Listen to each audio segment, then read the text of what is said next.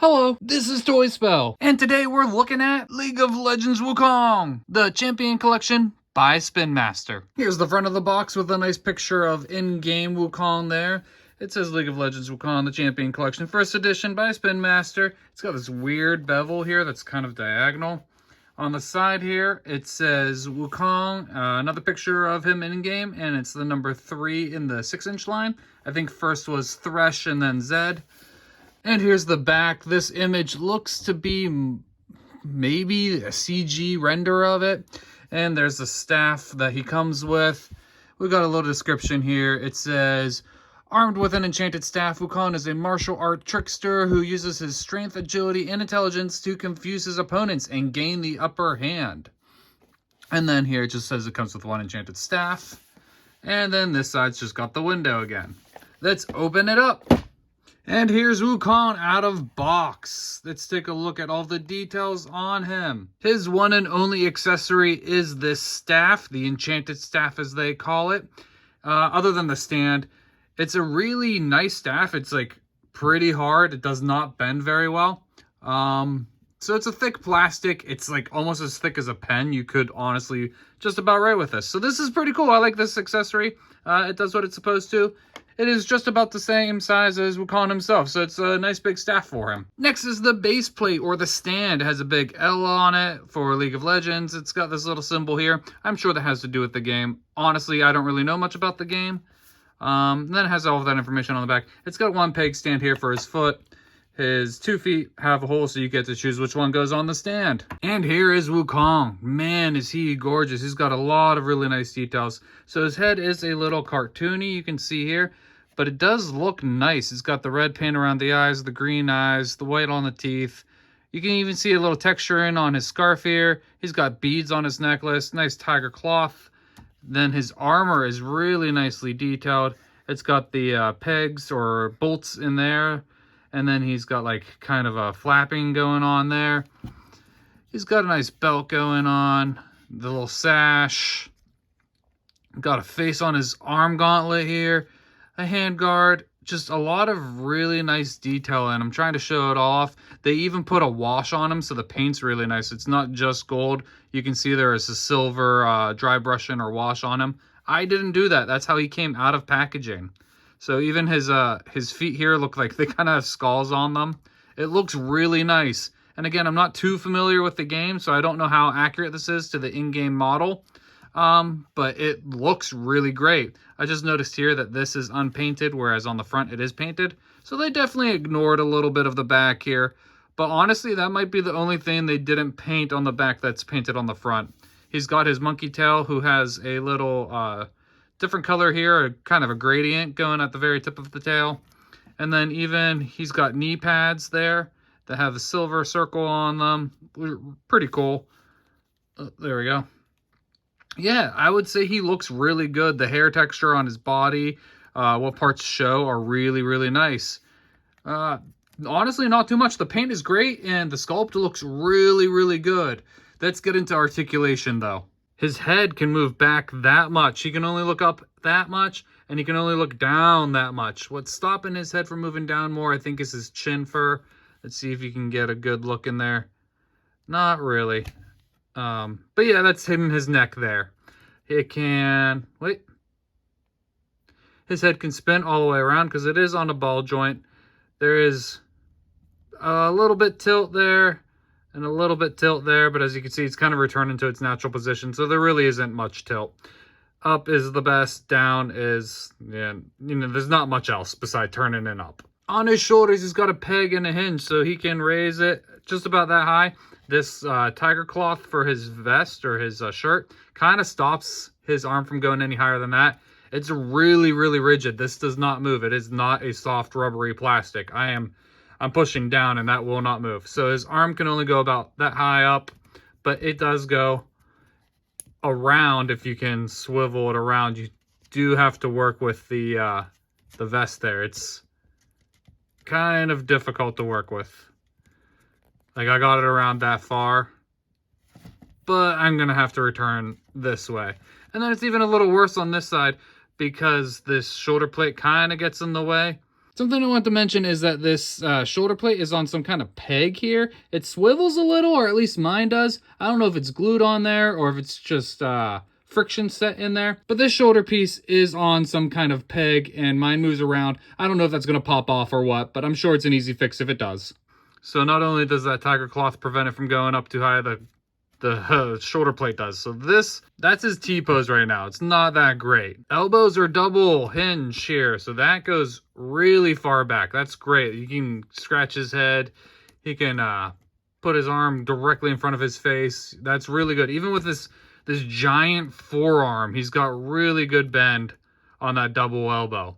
The thing that kind of makes it worse though is there's no bicep cut, so like to swivel it, you have to move the entire shoulder to move his arm. Both wrists can swivel around. The thumb does catch on to this wrist or this hand plate here, so you can swivel it around in either direction, just not about a full circle. And then both wrists have the in and out motion for his hand. Depending on where his hand is, it can go out further, but because of this hand plate here, it can't go out too far, but he can go in pretty far. On his chest, he has an ab crunch up in here, and he has a swivel on his belly there. So the ab crunch, all right, let's see if I can show you. His ab crunch goes back that far and forward that far. He is not leaning forward. He's not going anywhere.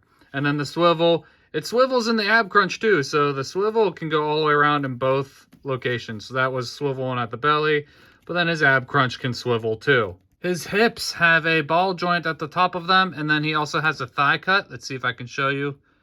You can kind of see the ball joint and the thigh cut. So going out, they can go pretty far because of the split in the dress here. And then he can swivel in any direction because of the thigh cut. Going forward, he can only go this far. I know I'm going to have to slice that skirt to give him more articulation, but that's as far as he can go. Going back, he can go, you know, just about that far. It's a little further back, except on this leg. This leg does not go further back because this tail does not move.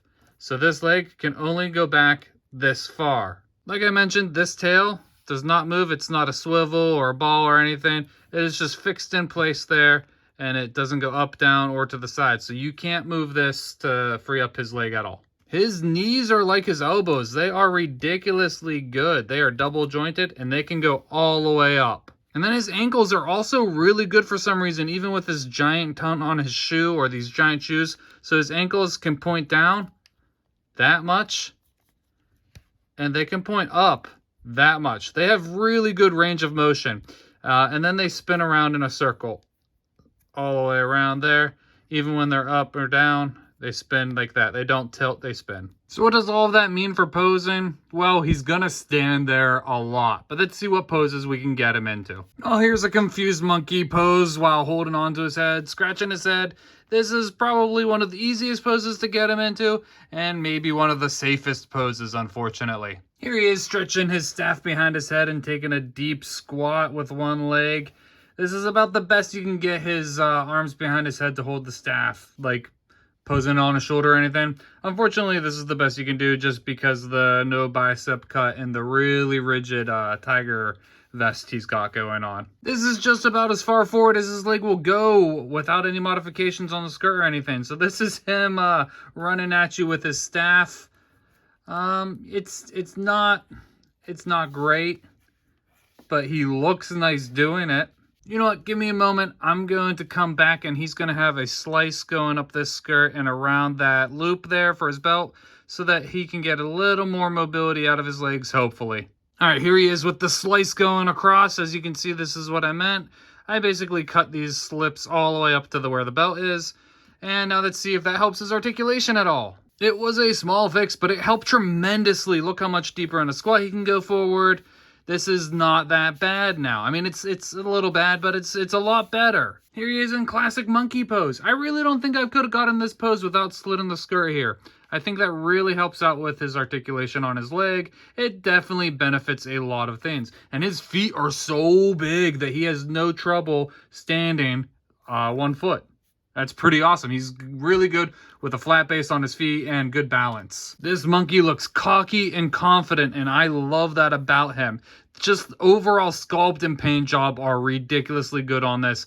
I thoroughly enjoy that part about him. Let's do some size comparisons now. The Vintage Collection Star Wars figures make him look huge. He also towers over your 4-inch Jazzwares Fortnite figures. And yeah, I'm trying to make him look down at Peely right now. He just doesn't look down. And here we can even see that he's a bit bigger than your 6-inch Star Wars figures, your Black Series Star Wars figures. This is his eye level. It's going basically just a bit above Boss. This is Boss's top of his head. If you wanted to match him up against your other video game properties, here he is against McFarlane's Mortal Kombat Noob Saibot. I forget already. McFarlane's Fortnite figures. These guys look real good together. And Jazzwares Fortnite figures. We've got the basic 6-inch figure here, which Wukong's a bit bigger than that, but then we've got the brawler-sized Jazzwares figure here, which is about 7 inches, and Wukong is a bit smaller than that. So what I learned here is this Wukong is bigger than your typical 6-inch figure and smaller than your 7-inch figure. I guess that puts him around 6.5. I don't really know, but he's kind of an odd scale. So let's go into the positives. Great elbows, great knees. His hands are a soft plastic, which means you can put his staff in his hand pretty easily, even though it's an incredibly thick pen-sized staff. It goes in his hand really easily. I really like the paint and the sculpt. The sculpt might not be for everybody, but I'm really enjoying it. And the paint's great. The only place the paint was missing was in the back. I like the silver washes on everything. I think he looks phenomenal. Now the negatives. So many things block his articulation. I've even noticed, if you can see back here, that he's starting to get scratched by his own shirt. The shirt is such a hard material that it is like cutting away at the arm plastic when I try to move it around. So yeah, the biggest, possibly only negative I have with him is just his articulation. There is no reason for it being blocked as much as it's being blocked in certain parts. Well, that's my review. Thank you for watching, and until next time, stay safe and have fun. I will be the best.